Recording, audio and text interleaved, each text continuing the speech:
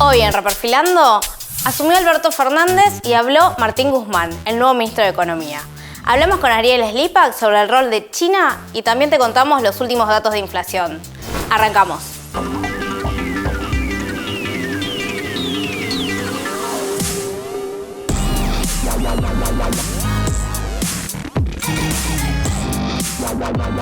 Bienvenidos a una nueva edición de Reperfilando. Llegamos al programa número 14, intentando explicar los sucesos diarios de esta economía en crisis desde una perspectiva de izquierda. Queremos poner sobre la mesa los argumentos que muestren que existe una salida a favor de la clase obrera. Y en las entrevistas con los especialistas intentamos ahondar en temáticas centrales. Si compartís nuestra visión, te convencemos con lo que hacemos, te gusta el programa, te pedimos que lo compartas y se suscriban a nuestro canal.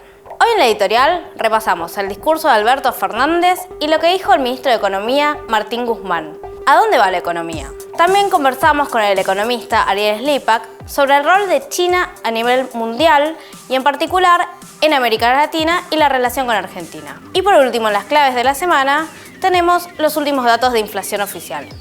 Todo esto y mucho más, acá, Reperfilate.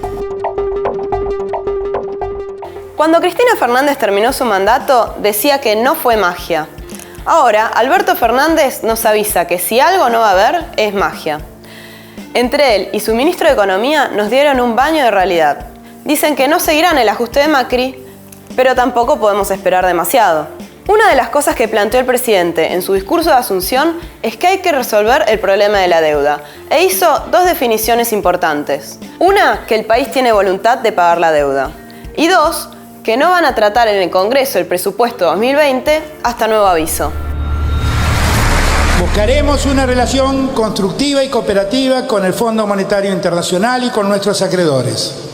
Resolver el problema de una deuda insostenible que hoy tiene Argentina no es una cuestión de ganarle una disputa a nadie. El país tiene la voluntad de pagar, pero carece de capacidad para hacerlo. Ahora bien, después de cuestionar la utilización usurera de la deuda para los negocios privados, el financiamiento de la fuga de capitales y hasta su carácter fraudulento, no hay ni siquiera en vista una auditoría de la deuda. Veamos, el acuerdo con el FMI no pasó por el Congreso, ni existe un decreto del Poder Ejecutivo ni un dictamen jurídico favorable. El préstamo del FMI se contrajo sin cumplir con los procedimientos administrativos obligatorios. ¿Por qué hay que validarlo? Un préstamo que, como ya comentamos acá, solo sirvió para seguir pagando la deuda privada y vino a cambio de un formidable ajuste. En diciembre hay vencimientos de deuda por 1.300 millones de dólares, entre los cuales figura el famoso bono a 100 años que Axel Kicillof impugnó por haber beneficiado al exministro de Finanzas, Luis Caputo. ¿De quién son hoy las empresas que compran nuestra deuda? ¿A quién le pagamos las comisiones? ¿A todos conocidos y amigos suyos? Porque ese es el tema del conflicto de intereses y del manejo de la cosa pública. Caputo tiene una causa por conductas delictivas con ese bono. ¿También vamos a validar esta deuda con los privados? Veamos por otra parte qué decía Fernández sobre el presupuesto. Un presupuesto adecuado solo puede ser proyectado una vez que la instancia de negociación de nuestra deuda haya sido completada. Mientras tanto, prorroga el presupuesto del déficit cero que rigió este año, el de Macri, y apura la ley de emergencia económica que le da libertad para reasignar partidas. Los criterios de esta reasignación no pasan por el Congreso, sino que quedan a cargo del Poder Ejecutivo. Al día siguiente, el nuevo ministro de Economía dijo que, para no tener que hacer un ajuste fiscal brutal, resalto, brutal, es necesario resolver el problema de la deuda y que se necesita un programa que tenga consistencia macroeconómica. La consistencia se puede hacer por distintas vías. La cuestión es cómo se reparten los costos. También Guzmán dijo lo siguiente. Preparar un programa macroeconómico que es un programa para frenar la caída dadas las restricciones que hoy enfrentamos. La tarea que a mí me encomienda el presidente es la de trabajar para frenar la caída, para tranquilizar a la economía argentina y sentar las bases de un proceso de desarrollo que sea sostenible y, por supuesto, que sea con inclusión social como debe ser. Fíjense, hasta el diario Ámbito Financiero plantea que esa expresión se puede interpretar como un intento de acortar expectativas. Y sí, tiene razón, más que hablar de crecimiento, frenar la caída. Vamos a crecer, pero no sabemos cuándo. ¿Por qué no? Porque dice, hay restricciones.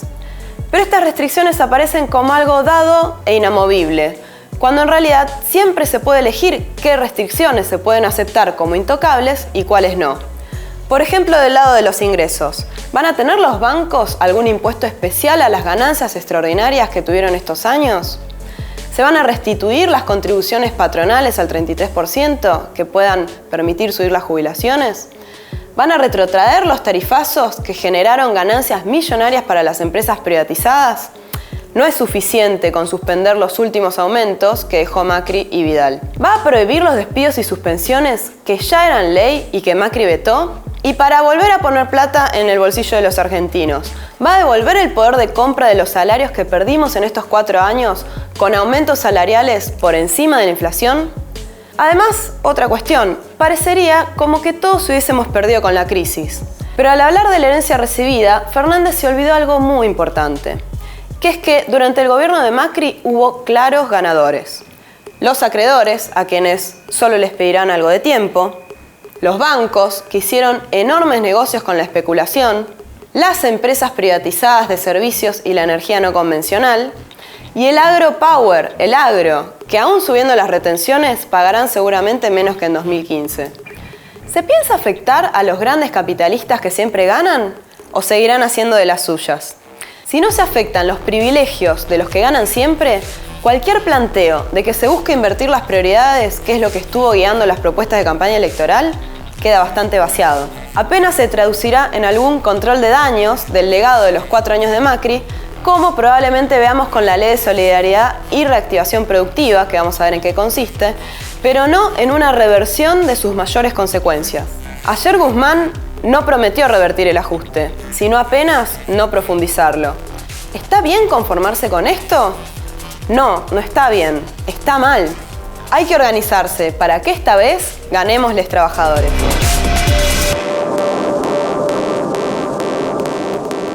Ariel Slipak es economista de la UBA y doctorando en Ciencias Sociales por la Universidad Nacional de General Sarmiento. Es docente en la Universidad Nacional de Moreno, en el ciclo básico común de la UBA y en General Sarmiento. Además, integra la Sociedad de Economía Crítica y el Grupo de Estudios Geopolítica y Bienes Comunes de la UBA. Conversamos con Ariel Slipak acerca de cuál es el rol de China en la geopolítica global.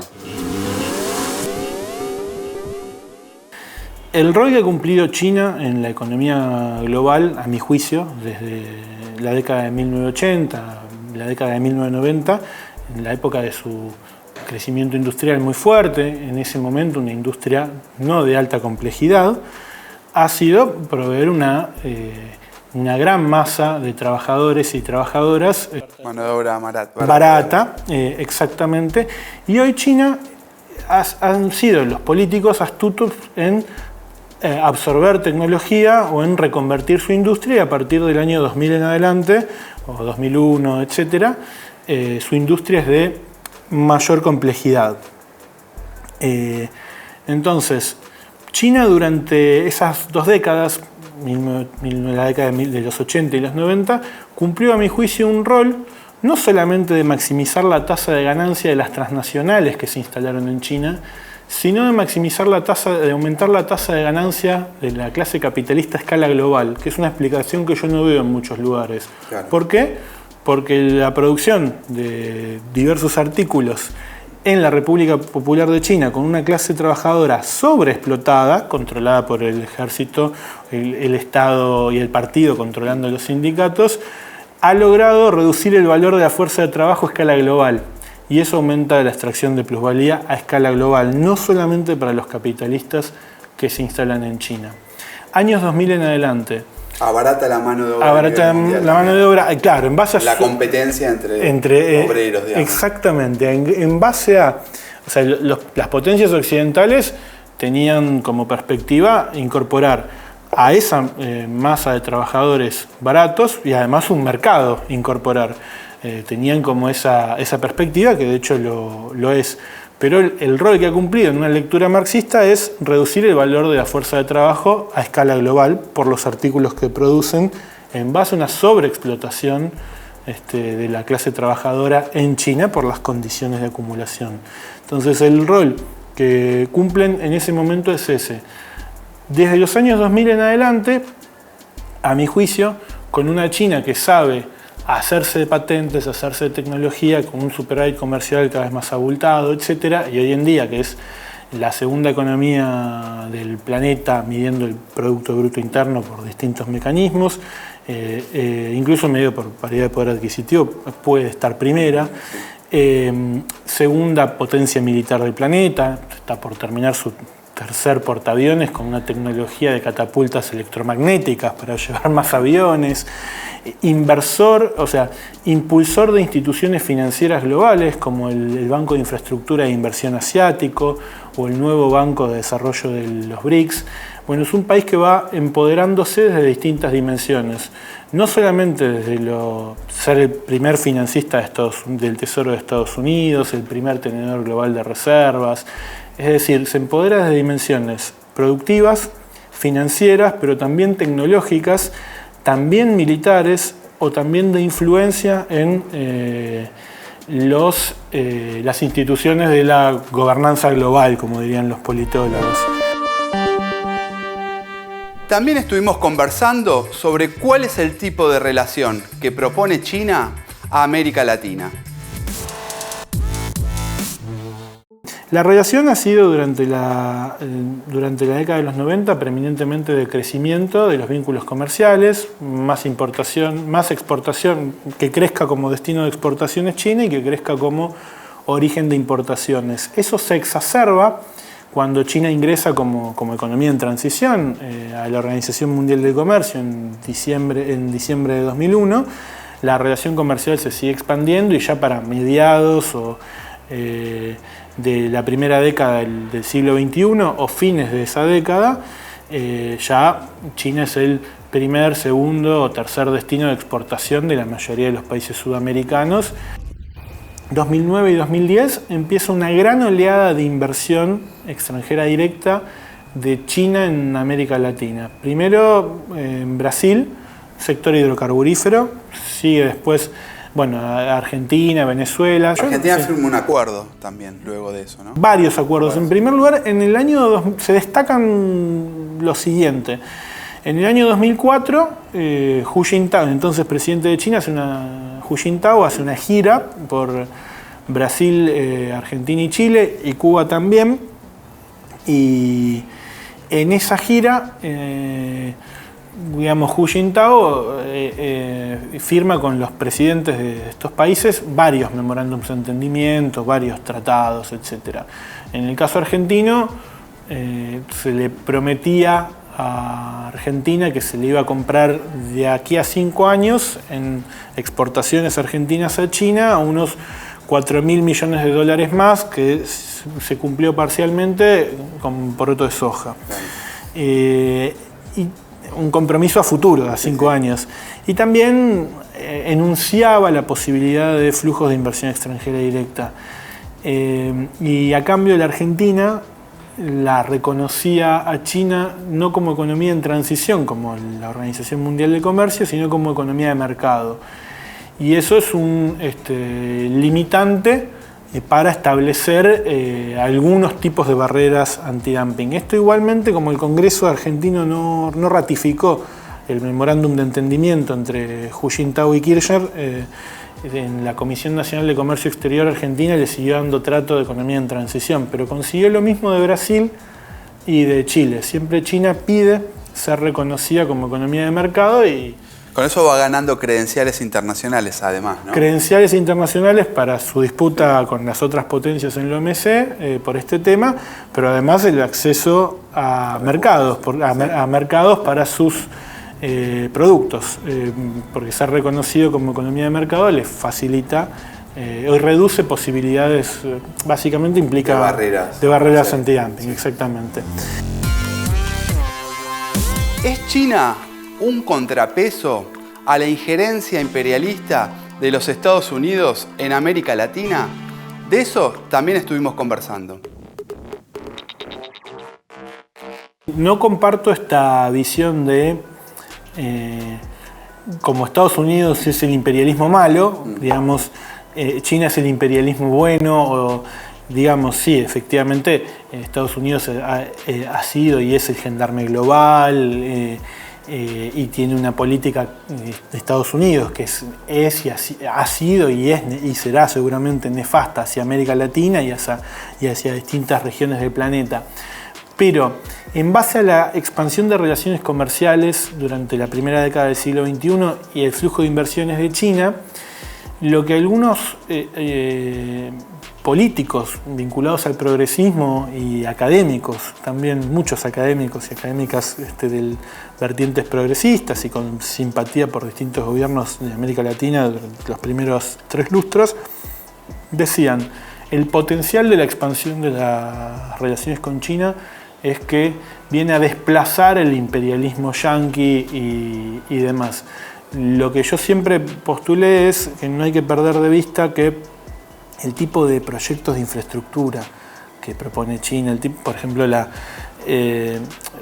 extracción de litio, por ejemplo, en el noroeste argentino, que lo hacen empresas norteamericanas, empresas canadienses, etc. Pero el tipo de proyecto que propone, empresas chinas también, el tipo de proyecto que propone en cuanto a infraestructura, inversiones, la República Popular de China exacerba los conflictos ecológicos territoriales, desplazamientos de poblaciones. Además también reprimariza la estructura productiva de los países con un cierto grado de industrialización como Brasil y Argentina. Se pierden mutuamente como mercados en detrimento de China.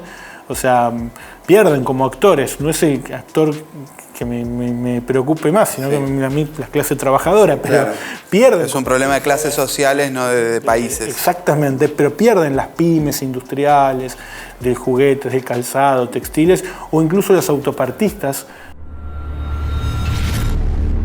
En una situación, Asunción de Alberto Fernández, con una economía argentina muy endeudada, deuda con el fondo, etc., ven en China un posible salvataje. Y eso hace que gran parte de la intelectualidad latinoamericana empiece a pensar en, bueno, esto viene a ser de contrapeso y demás. Yo creo que no es favorable para los sectores populares, para los movimientos sociales, para la clase trabajadora urbana, para el campesinado. Yo creo que no es para nada favorable el reemplazar un tipo de sumisión o subordinación por otra.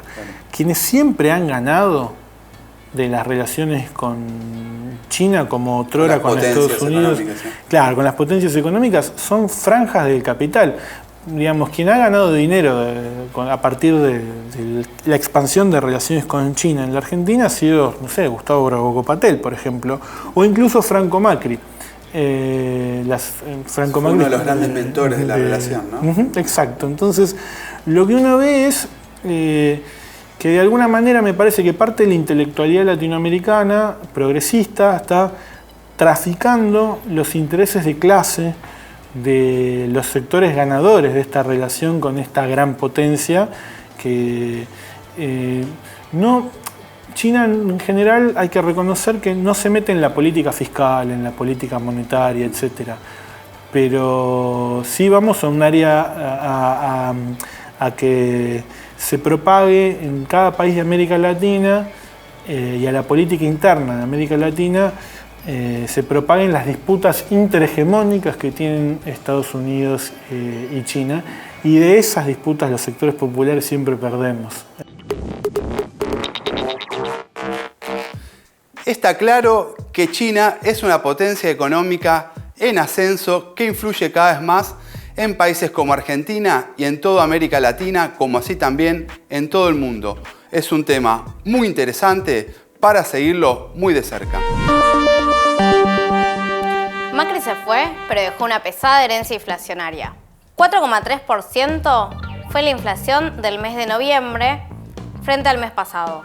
52,1% es la inflación acumulada en los últimos 12 meses. Los precios siguen en llama. Los rubros que más aumentaron fueron salud, comunicación y alimentos y bebidas no alcohólicas.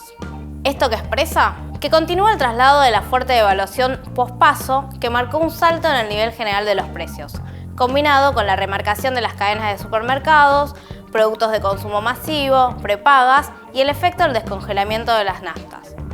En la conferencia de ayer de Martín Guzmán, este sostuvo que intentarán bajar la inflación a un dígito, pero que esto va a llevar algún tiempo. Sin embargo, no precisó qué medida en concreto va a tomar para alcanzar esto. El resultado de una encuesta reciente de Duan Córdoba Focus Market sostuvo que para el 38,7% de los entrevistados, la inflación es el principal problema de las familias argentinas. 4% es la proyección de inflación para el mes de diciembre, según la consultora Ellipsis. La inflación de 2019 se espera que esté cercana al 55% y será la más alta desde 1991. Los salarios acumulan una caída real cercana al 20%. Estas frías cifras demuestran que no es momento de esperar, sino de que los trabajadores recuperen lo perdido. Vamos a sortear a ver quién se ganó el libro ¿A dónde va Francia? De León Trotsky. Bueno, Tomito, felicitaciones, puedes pasar a retirar el libro. Esto fue todo por hoy, muchas gracias por acompañarnos y como siempre les agradecemos que nos dejen sus comentarios, sus sugerencias, sus opiniones, como los que tenemos, por ejemplo, de Juan, de la Facultad de Ciencias Económicas de la UBA, que nos sigue, o también de Dani, que dice que le gustó la entrevista a Eric Toussaint. Esperamos que la hayas podido ver completa, Dani. Para el próximo programa, como siempre, vamos a estar sorteando un libro de Ediciones IPS. En este caso se trata de Comunidad, Indigenismo y Marxismo, de Javo Ferreira, para entender la cuestión agraria y nacional en Bolivia. Y no se olviden de suscribirse a nuestro nuevo canal de Reperfilando, así que nos vemos la próxima. Reperfilate.